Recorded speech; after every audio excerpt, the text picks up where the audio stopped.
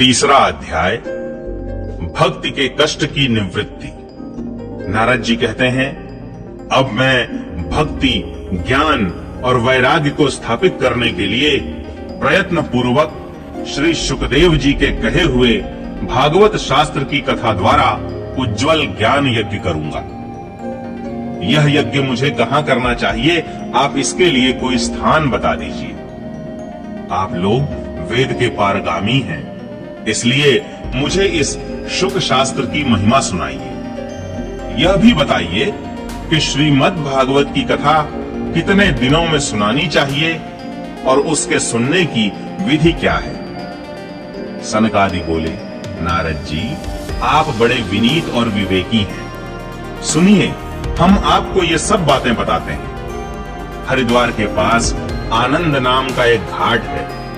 वहां अनेकों ऋषि रहते हैं तथा देवता और सिद्ध लोग भी उसका सेवन करते रहते हैं। भांति भांति के वृक्ष और लताओं के कारण वह बड़ा सघन है और वहां बड़ी कोमल नवीन बालू बिछी हुई है। वह घाट बड़ा ही सुरम्य और एकांत प्रदेश में है। वहां हर समय सुनहले कमलों की सुगंध आया करती है। उसके आसपास रहने वाले सिंह, हाथी आदि परस्पर विरोधी जीवों के चित्त में भी वैर भाव नहीं है। वहां आप बिना किसी विशेष प्रयत्न के ही ज्ञान यज्ञ आरंभ कर दीजिए। उस स्थान पर कथा में अपूर्व रस का उदय होगा। भक्ति भी अपनी आंखों के ही सामने निर्बल और जरा जीर्ण अवस्था में पड़े हुए ज्ञान और वैराग्य को साथ लेकर वहां आ जाएगी, क्योंकि जहां भी श्रीमद् भागवत की कथा होती है वहां ये भक्ति आदि अपने आप पहुंच जाते हैं।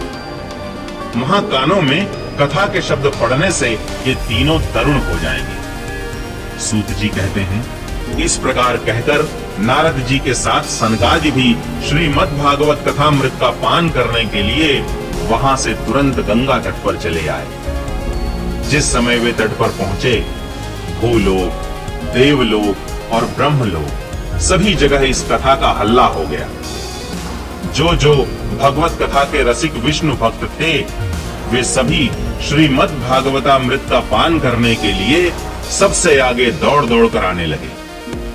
भृगु, वशिष्ठ, च्यवन, गौतम, मेधातिथि, देवल, देवरात, परशुराम, विश्वामित्र, शाकल, मार्कंडेय, दत्तात्रेय, पिप्पलाद, योगेश्वर व्यास और पराशर, छायाशुक, जाजली और जुन्हू आदि सभी प्रधान प्रधान मुनिगण अपने अपने पुत्र, शिष्य और स्त्रियों समेत बड़े प्रेम से वहां आए। इनके सिवा वेद, वेदांत, मंत्र, तंत्र, 17 पुराण और 6 शास्त्र भी मूर्तिमान होकर वहां उपस्थित हुए।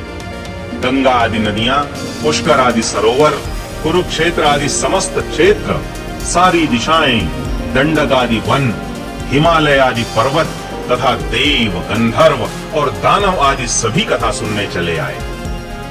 जो लोग अपने गौरव के कारण नहीं आए, महर्षि भृगु उन्हें समझा बुझा कर ले आए। तब कथा सुनाने के लिए दीक्षित होकर श्री कृष्ण परायण सनकादि नारद जी के दिए हुए श्रेष्ठ आसन पर विराजमान हुए। उस समय सभी श्रोताओं ने उनकी वंदना की। श्रोताओं में वैष्णव, विरक्त, सन्यासी और ब्रह्मचारी लोग आगे बैठे और उन सब के आगे नारद जी विराजमान हुए। एक ओर ऋषिगण, एक ओर देवता, एक ओर वेद और उपनिषद आदि तथा एक ओर तीर्थ बैठे और दूसरी ओर स्त्रियां बैठी। उस समय सब ओर जय जयकार, नमस्कार और शंखों का शब्द होने लगा और अबीर, गुलाल, खील एवं फूलों की खूब वर्षा होने लगी। कोई कोई देवश्रेष्ठ तो विमानों पर चढ़कर वहां बैठे हुए सब लोगों पर कल्प वृक्ष के पुष्पों की वर्षा करने लगे।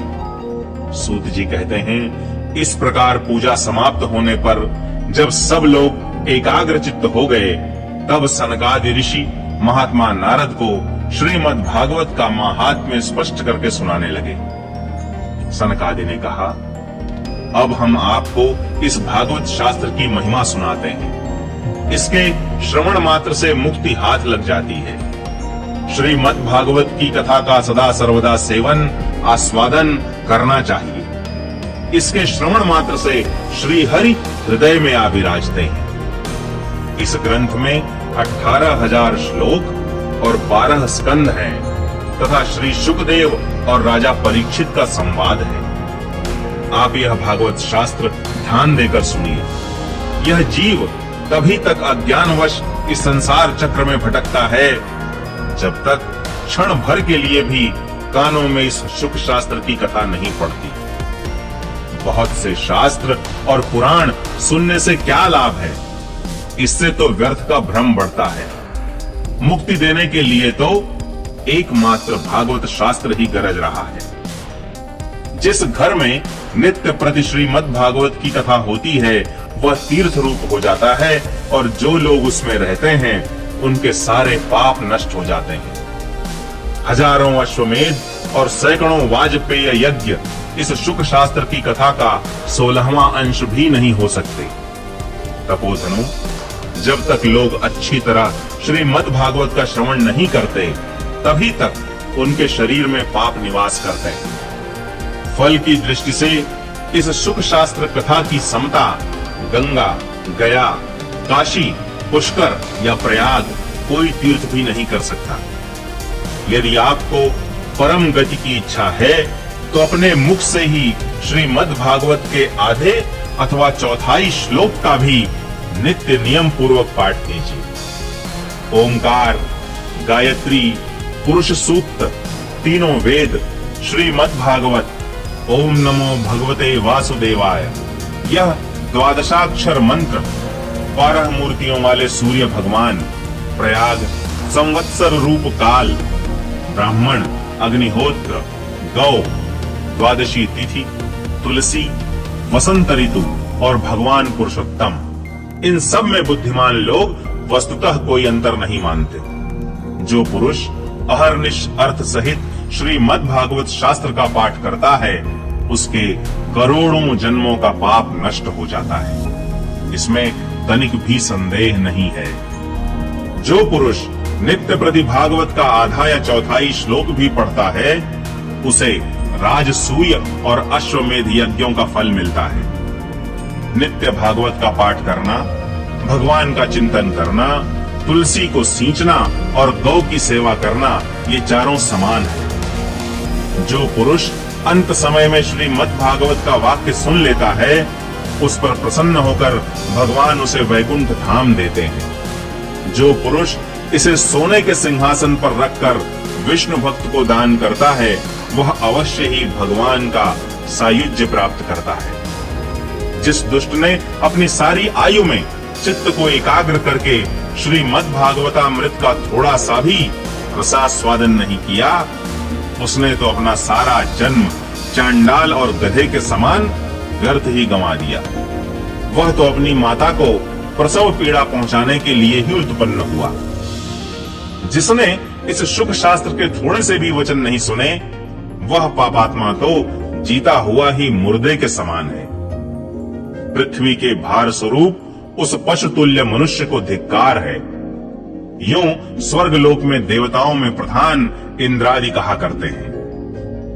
संसार में श्रीमद् भागवत की कथा का मिलना अवश्य ही कठिन है। जब करोड़ों जन्मों का पुण्य होता है तभी इसकी प्राप्ति होती है। नारद जी, आप बड़े ही बुद्धिमान और योग निधि हैं। आप प्रयत्न पूर्वक कथा का श्रवण कीजिए। इसे सुनने के लिए दिनों का कोई नियम नहीं है। इसे तो सर्वदा ही सुनना अच्छा है।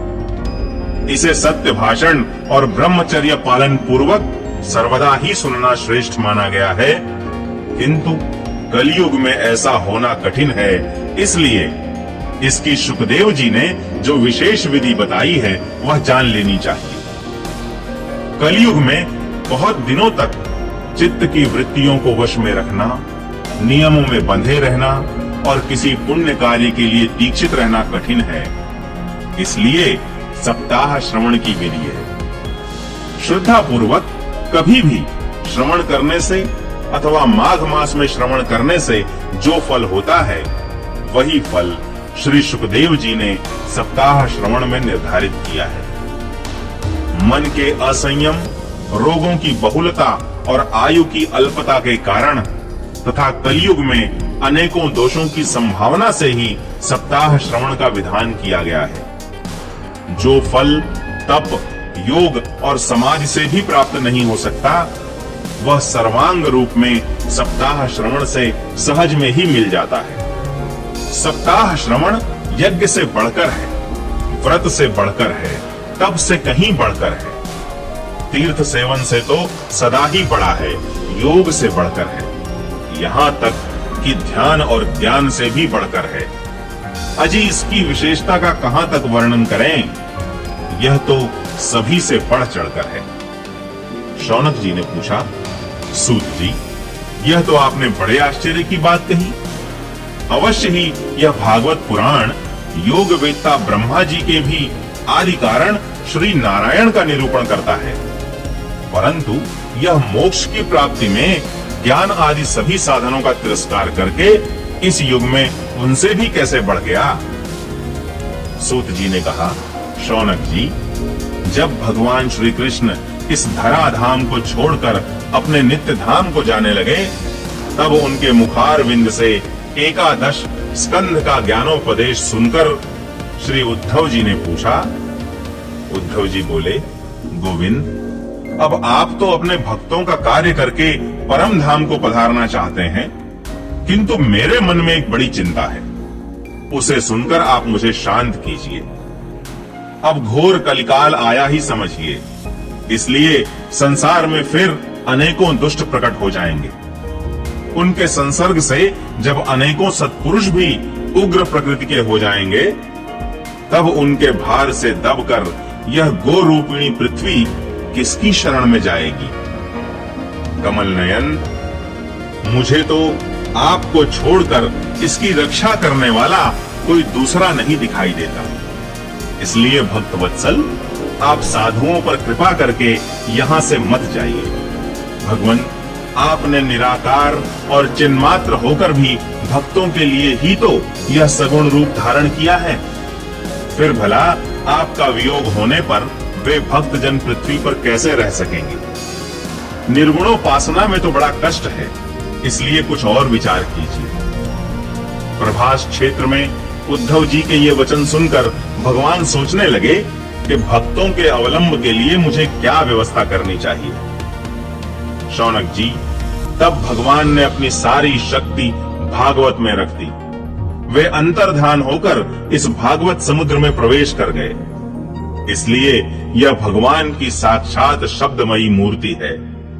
इसके सेवन, श्रवण, पाठ अथवा दर्शन से ही मनुष्य के सारे पाप नष्ट हो जाते हैं। इसी से इसका सप्ताह श्रवण सबसे बढ़कर माना गया है और कलयुग में तो अन्य सब साधनों को छोड़कर यही प्रधान धर्म बताया गया है। कलिकाल में यही ऐसा धर्म है जो दुख, दरिद्रता, दुर्भाग्य और पापों की सफाई कर देता है तथा काम क्रोधादि शत्रुओं पर विजय दिलाता है। अन्यथा भगवान की इस माया से पीछा छुड़ाना देवताओं के लिए भी कठिन है, मनुष्य तो इसे छोड़ ही कैसे सकते हैं। अतः इससे छूटने के लिए भी सप्ताह श्रवण का विधान किया गया है।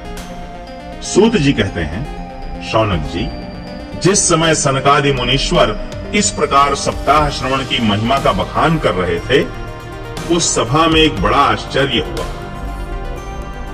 उसे मैं तुम्हें बतलाता हूं, सुनो। वहां तरुणावस्था को प्राप्त हुए अपने दोनों पुत्रों को साथ लिए विशुद्ध प्रेम रूपा भक्ति बार बार श्री कृष्ण गोविंद हरे मुरारे हे नाथ नारायण वासुदेव आदि भगवान नामों का उच्चारण करती हुई अकस्मात प्रकट हो गई। सभी सदस्यों ने देखा कि परम सुंदरी भक्ति रानी भागवत के अर्थों का आभूषण पहने वहां पधारी। मुनियों की उस सभा में सभी यह तर्क वितर्क करने लगे कि ये यहाँ कैसे आईं, कैसे प्रविष्ट हुईं। तब सनकादि ने कहा, ये भक्ति देवी अभी अभी कथा के अर्थ से निकली है। उनके ये वचन सुनकर भक्ति ने अपने पुत्रों समेत अत्यंत विनम्र होकर सनत कुमार जी से कहा। भक्ति बोली, मैं कलयुग में नष्ट प्राय हो गई थी। आपने कथामृत से सींचकर मुझे फिर पुष्ट कर दिया। अब आप यह बताइए कि मैं कहाँ रहूं? यह सुनकर सनकादि ने उनसे कहा, तुम भक्तों को भगवान का स्वरूप प्रदान करने वाली, अनन्य प्रेम का संपादन करने वाली और संसार रोग को निर्मूल करने वाली हो, अतः तुम धैर्य धारण करके नित्य निरंतर विष्णु भक्तों के हृदयों में ही निवास करो। ये कलयुग के दोष भले ही सारे संसार पर अपना प्रभाव डालें, किंतु वहां तुम पर इनकी दृष्टि भी नहीं पड़ सकेगी। इस प्रकार उनकी आज्ञा पाते ही भक्ति तुरंत भगवत भक्तों के हृदयों में जा विराजी। जिनके हृदय में एकमात्र श्री हरि की भक्ति निवास करती है, वे त्रिलोकी में अत्यंत निर्धन होने पर भी परम धन्य हैं, क्योंकि इस भक्ति की डोरी से बंधकर तो साक्षात भगवान भी अपना परम धाम छोड़कर उनके हृदय में आकर बस जाते हैं। भूलोक में यह भागवत साक्षात परब्रह्म का विग्रह है। हम इसकी महिमा कहां तक वर्णन करें? इसका आश्रय लेकर इसे सुनाने से तो सुनने और सुनाने वाले दोनों को ही भगवान श्री कृष्ण की समता प्राप्त हो जाती है। अतः इसे छोड़कर अन्य धर्मों से क्या प्रयोजन है?